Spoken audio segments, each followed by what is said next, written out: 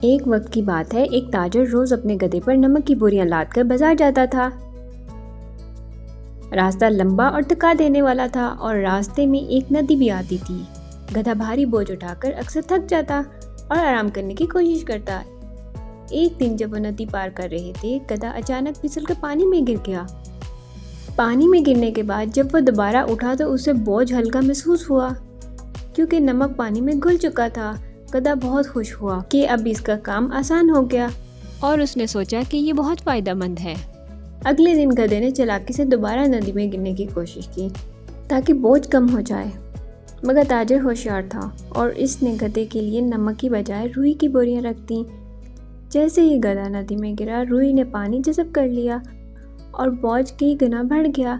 گدھا بہت تھک گیا اور سمجھ گیا کہ دکھ دینے کی کوشش ہمیشہ نقصان دہ ہوتی ہے۔ اس واقعے کے بعد گدھے نے کبھی ندی میں جان بوجھ کر گرنے کی کوشش نہیں کی۔ تاجر خوش ہوا کہ اس کا گدھا اب سمجھدار اور محتاط بن گیا ہے۔ دھوکہ دینے والا آخر کار خود دھوکہ کھاتا ہے اور چالاکی اکثر نقصان کا سبب بنتی ہے۔